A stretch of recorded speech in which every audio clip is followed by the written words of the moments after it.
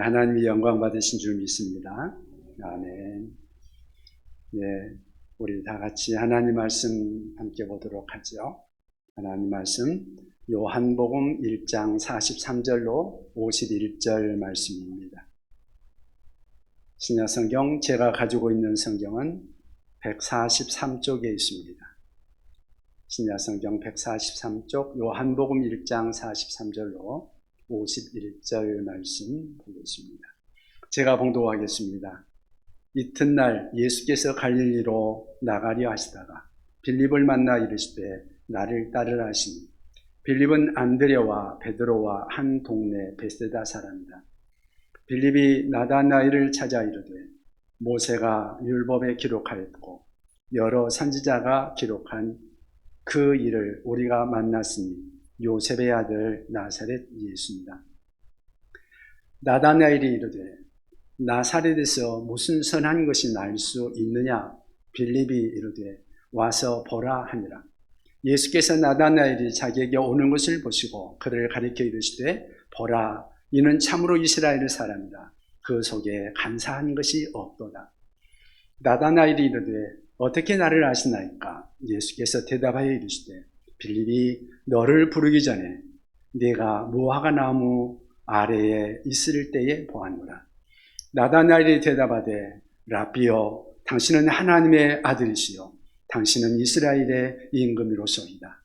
예수께서 대답하여 이르시되 내가 너를 무화과 나무 아래에서 보았다 함으로 믿느냐? 이보다 더 큰 일을 보리라. 또 이르시되 진실로 진실로 너희에게 이르노니 하늘이 열리고 하나님의 사자들이 인자 위에 오르락내리락 하는 것을 보리라 하시니라. 아멘. 네, 오늘은 요한복음 1장 43절 51절 말씀을 중심으로 해서 새로운 만남이라는 제목으로 함께 말씀을 나누고자 합니다. 우리가 가지고 있는 지금 늘 읽고 있는 이 성경은 구약과 신약으로 나뉘어져 있죠. 그러니까 다른 말로 말하면 옛 언약과 새로운 언약으로 나뉘어져 있습니다. 구약 시대를 살고 있던 사람들에게 새로운 언약의 선포는 바로 새로운 시대의 도래를 뜻하는 것이었습니다. 그리고 예수님이 메시아로 오셨다, 이것이 바로 새로운 언약의 초점이었습니다. 예수님을 메시아로 구세주로 만난 최초의 제자들은 바로 구약과 신약의 전환 과정을 살고 있었던 사람들이었습니다. 그 예수님이 오시고 나서 이제 많은 시간이 흘렀죠. 2000년 이상의 시간이 흘렀습니다. 그렇지만 아직도 예수님이 메시아라는 사실을 모르고 있는 사람이 있다면 그들은 여전히 구약시대에 속한 사람들이라고 할 수 있지 않을까요? 그들의 인생이 변화되기 위해서 필요한 것이 뭘까요? 새로운 시대가 밝아왔다는 이 복된 소식. 그 복음의 비전을 통해 예수님이 정말 누구신가를 성경적으로 발견할 수 있어야 합니다.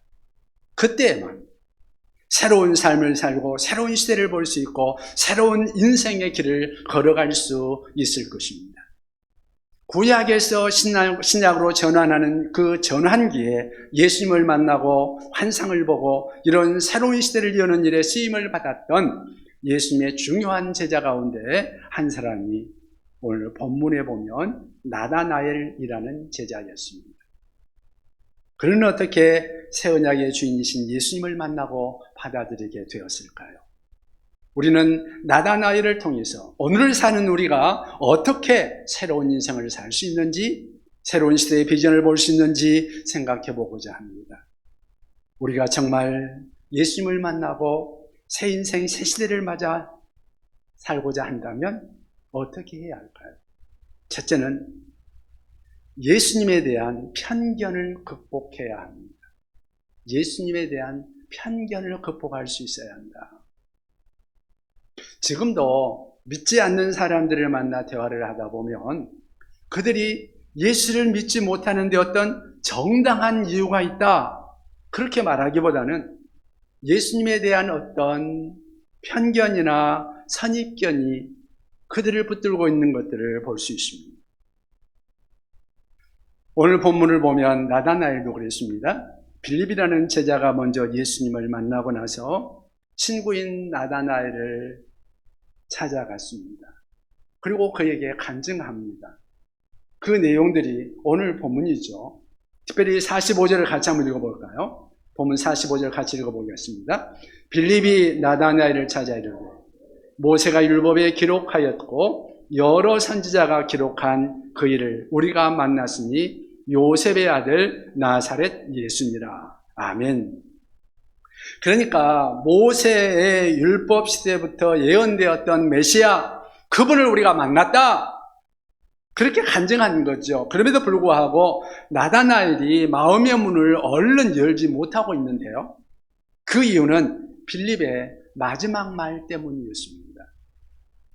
그가 바로 나사렛 예수다. 요셉의 아들 나사렛 예수다.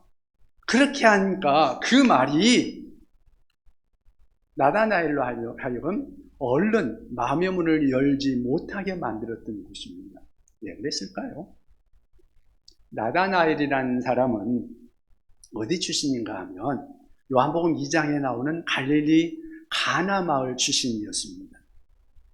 그런데 가나와 나사렛은 한 6km 정도 떨어진 가까운 동네였습니다. 소위 라이벌에 속한 동네였다고 할 수 있겠죠. 거리가 가까운 곳일수록 어떤 서로 간의 분쟁이나 복잡한 생각들이 서로에게 작용할 수 있잖아요. 그래서 두 마을은 일종의 경쟁 관계에 있었다고 할 수 있을 것입니다. 거기다가 나사렛 마을은 그 주변에 로마 수비대가 주둔하고 있었습니다.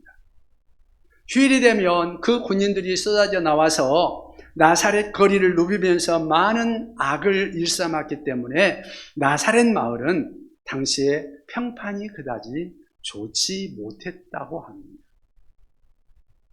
그래서 이스라엘 사람들이 나사렛을 노츠리라고 하는 비하된 호칭으로 불렀다고 합니다.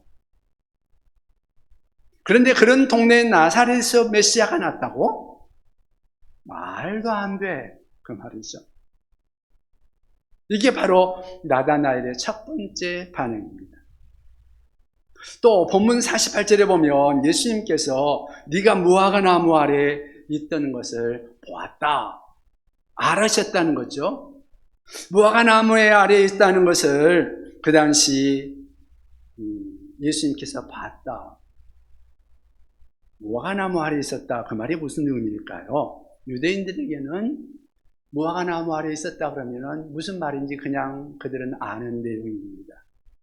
탈무드에 보면 유대인 남자들은 하루에 한 번쯤은 무화과 나무 아래 그 그늘 아래에서 성경을 읽고 그것을 묵상하는 것이 정당한 의무라고 했습니다.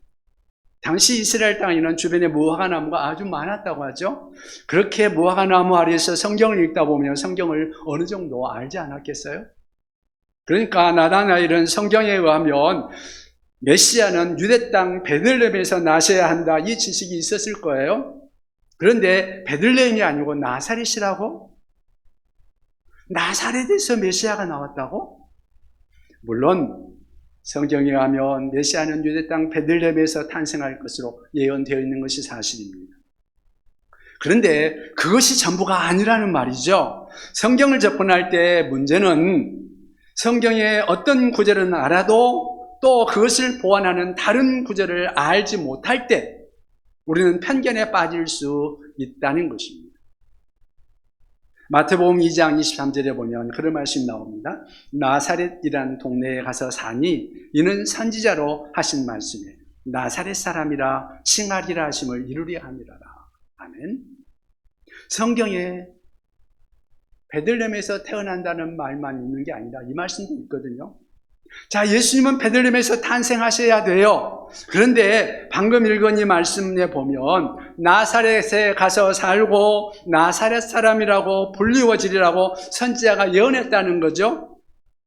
그건 몰랐던 거예요. 성경의 한 구절은 알았지만 다른 면에서 그는 전체를 보지 못하고 무지 속에 있었던 것입니다. 이 무지야말로 편견의 가장 거대한 원천이라고 할 수 있습니다. 우리가 전체를 볼 수 없다면 그런 일들이 일어날 수 있는 거죠. 만약에 전체를 안다면 편견에 사로잡힐 필요가 없겠죠.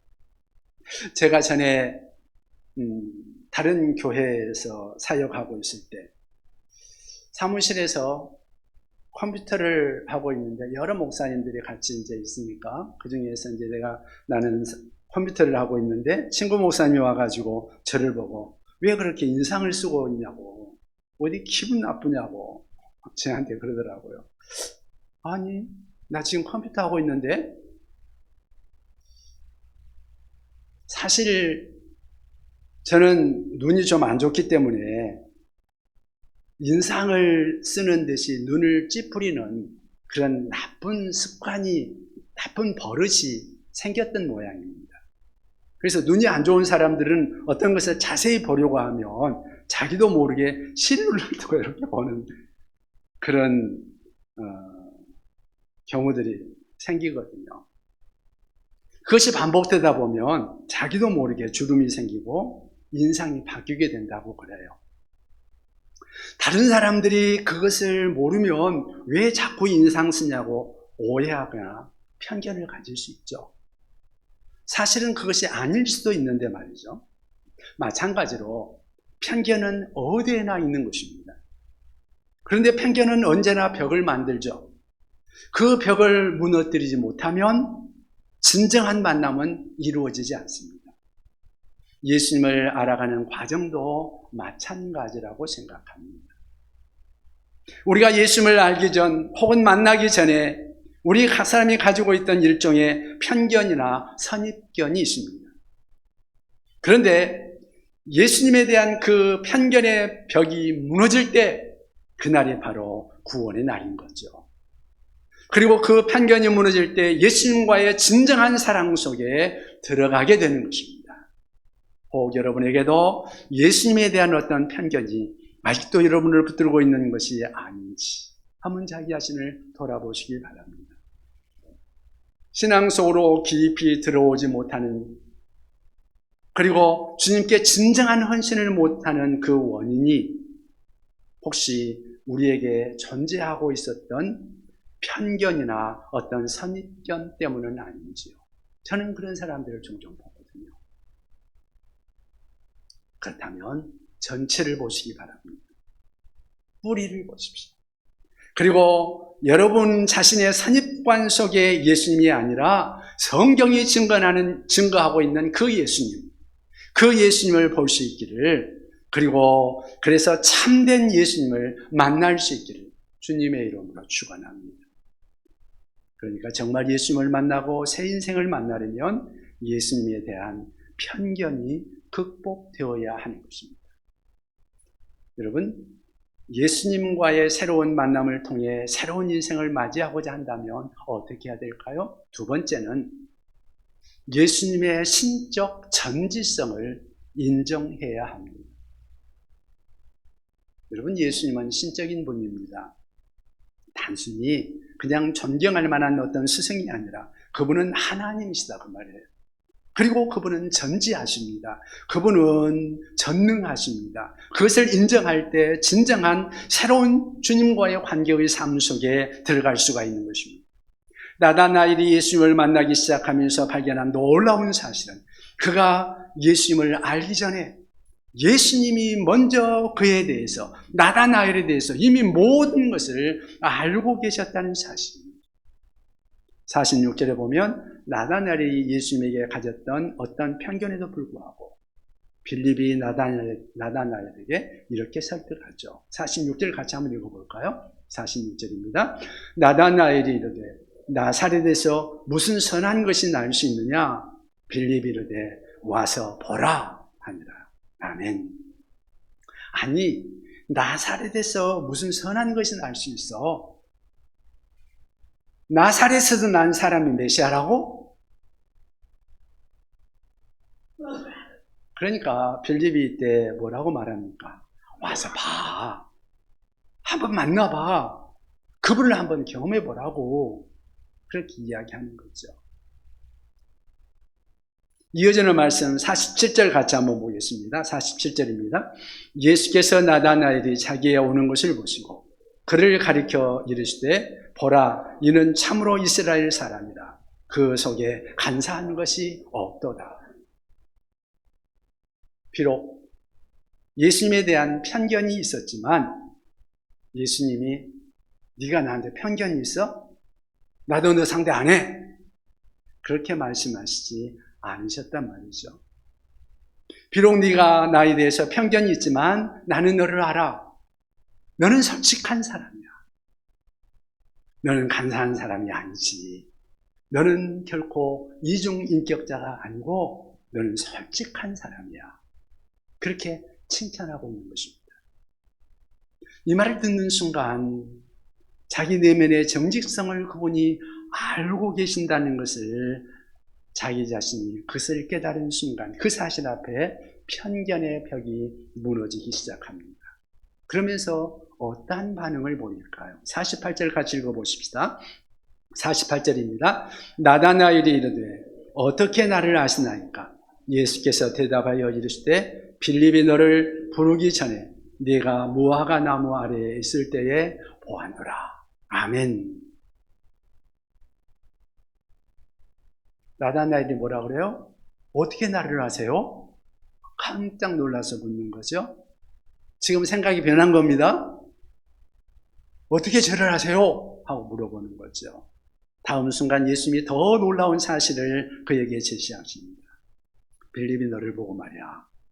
예수 만나보라고 그렇게 말하기 전에 내가 너를 보고 있었어. 너 무화과 나무 아래 있었잖아. 거기서 네가 생각하고 있었던 거, 성경을 읽고 있었던 거, 너의 모습 나는 다 알아. 나는 너를 다 알고 있었다. 그 말입니다.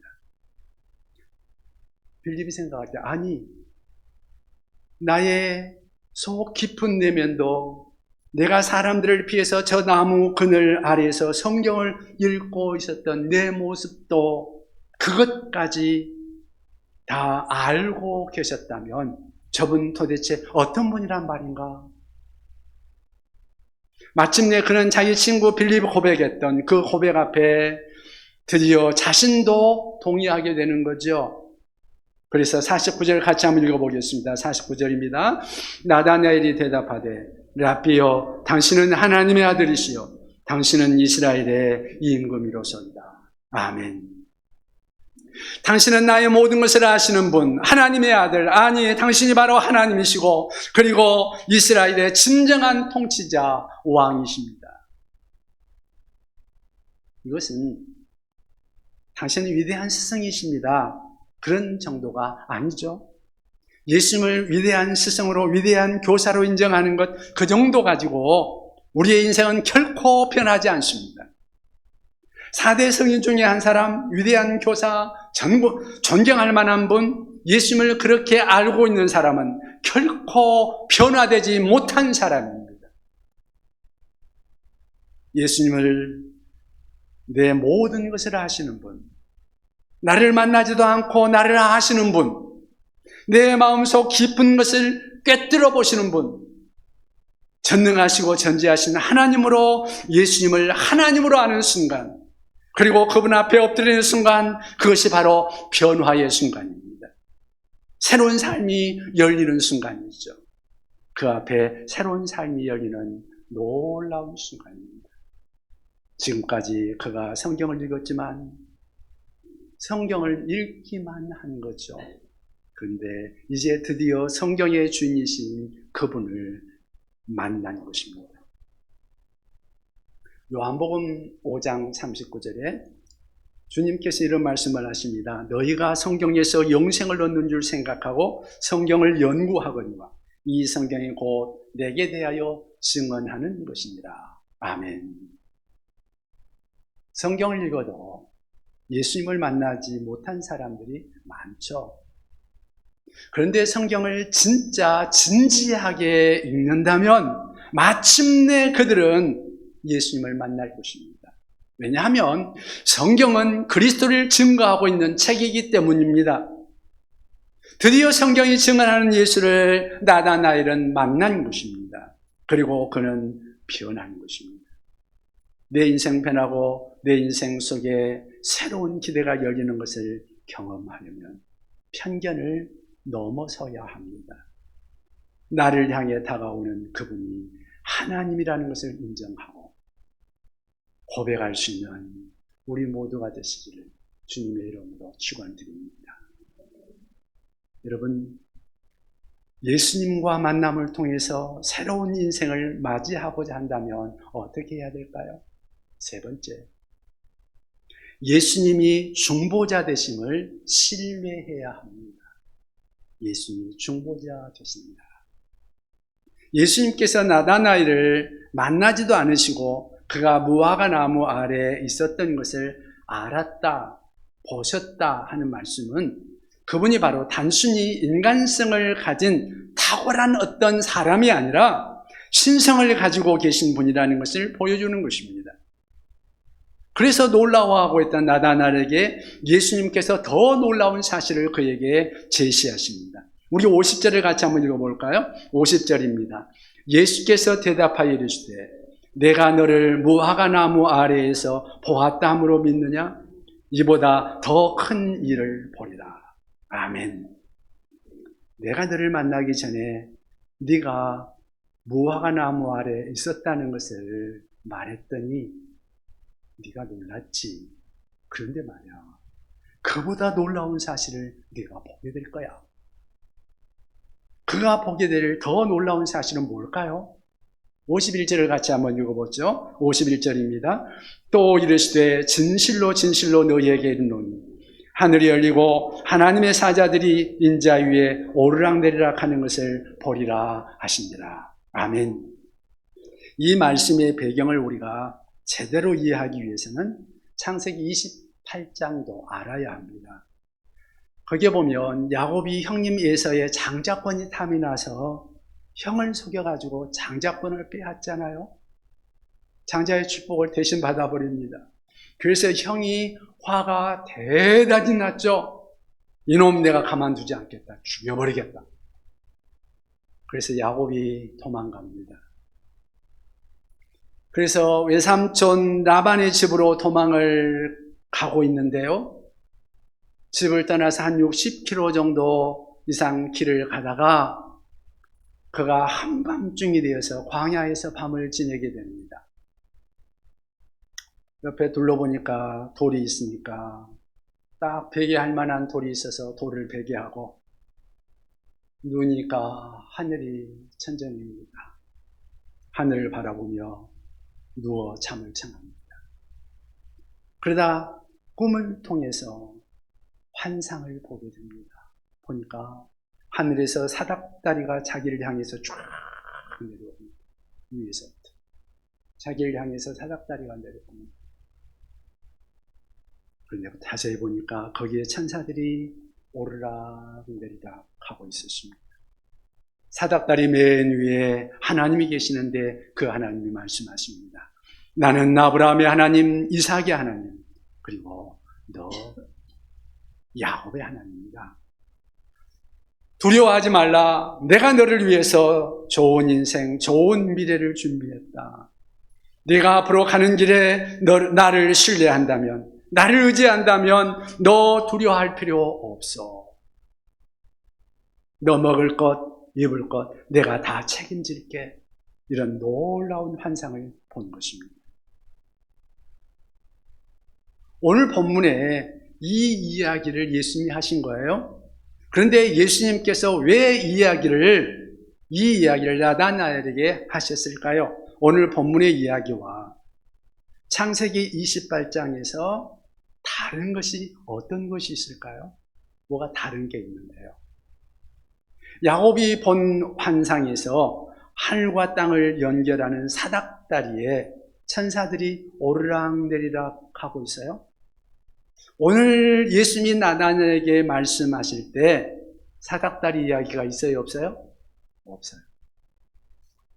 그럼 뭐만 있어요? 인자. 네.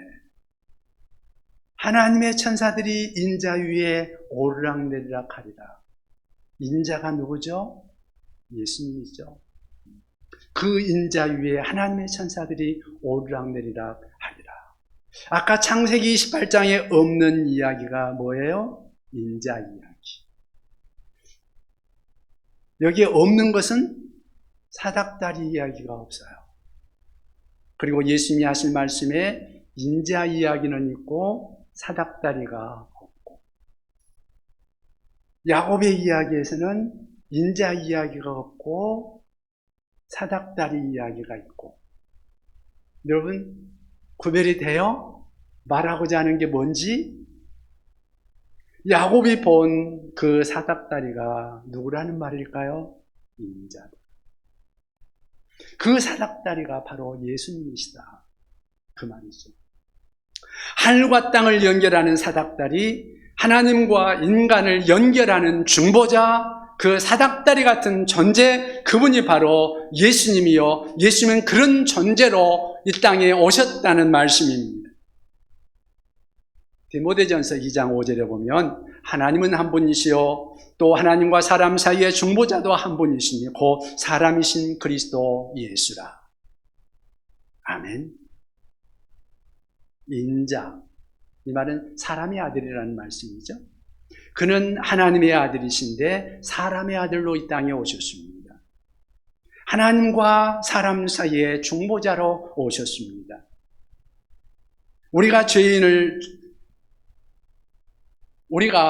인간이 죄를 범하는 순간 하나님과 인간 사이에 거대한 시면이 생겼습니다. 하나님과 우리 사이에 커다란 간격이 생긴 거죠. 그 간격은 무엇으로도 메꿀 수 없습니다. 그런데 하나님과 인간 사이에 사닥다리로 오신 분, 그분은 우리의 죄를 따라 우리를 처벌하고 형벌하는 대신에 은혜의 사닥다리를 내리시고 우리를 찾아오신 것입니다. 그리고 우리로 하여금 그 하나님을 경배하고 높이면서 평생을 살게 하신 분, 그분이 바로 우리의 중보자이십니다. 죄 때문에 책망받아 마땅한 우리에게 오히려 죄를 용서하시고 오히려 위로하시면서 걱정하지 말라고 나를 신뢰하라고 하십니다. 그리고 내가 너의 인생의 길을 인도하는 중보자가 될 것이다. 내가 천사를 통해서 지키고 보호하고 너를 인도하고 너의 입을 것, 너의 먹을 것 책임져 줄 것이며 내 인생에 놀라운 세일을 열 것이라고 말씀하신 것입니다. 여러분, 놀라운 은혜를 체험했던 야곱, 그 광경을 보고 얼마나 감격했겠습니까? 눈을 떠본 꿈이에요. 야, 하나님이 바로 여기에 계셨구나. 하나님이 나를 찾아오셨구나. 내 두려움을 아시고 나를 버리지 아니하시고 이 삭막한 들판에 우리 하나님이 찾아오셨구나. 그 하나님의 임재를 경험했던 그 광야, 그 들판을 야곱은 베델이라고 불렀습니다. 베델이라는 말은 하나님의 집이라는 뜻입니다. 내가 하나님을 만난 곳, 내가 여기서 하나님을 만났다, 그러면서 그것을 베델이라고 불렀습니다. 지금까지 그곳이 베델입니다. 야곱이 본 환상, 이 환상은 어느 날 중보자 예수 그리스도를 통해서 사람들이 하나님을 만나고 하나님의 임재를 경험하고 그분을 통해서 새로운 인생을 살 것에 대한 위대한 예언적 환상이었던 것이죠. 우리는 하나님의 율법에 비추어 보면 우리 모두 소망이 없는 존재들입니다. 우리는 그분의 심판, 그분의 형벌을 피할 수 없습니다. 하나님 앞에 나아갈 수 있는 길은 단절되어 있는 자들이었습니다. 나는 그분에게 나갈 수 없습니다. 그런데 그분이 우리를 찾아오셨습니다. 나는 하나님 앞에 나갈 수 있는 아무런 방법이 없는데 그분이 우리를 찾아오셨습니다. 마치 사닥다리를 내리고 찾아오신 것 같이 나에게 찾아오신 분. 우리들에게 찾아오신 분, 그분 예수를 믿는 순간 우리는 죄 사함을 받고 그 위에 계신 그분을 찬양하고 경배하며 새로운 인생을 살게 될 것입니다. 야곱이 하나님을 만난 후 그분을 신뢰함으로 그의 인생이 변한 것 같이, 야곱이 하나님을 믿음으로 그의 인생이 변한 것 같이, 이 놀라우신 분, 그분 안에서 우리 모든 두려움이 사라지고 우리 새 인생의 새로운 약속, 새로운 시대를 향한 새로운 걸음을 시작할 수 있는 우리 모두가 될 수 있기를 주 예수님의 이름으로 축원합니다. 기도하십시다. 오늘 이 말씀을 생각하면서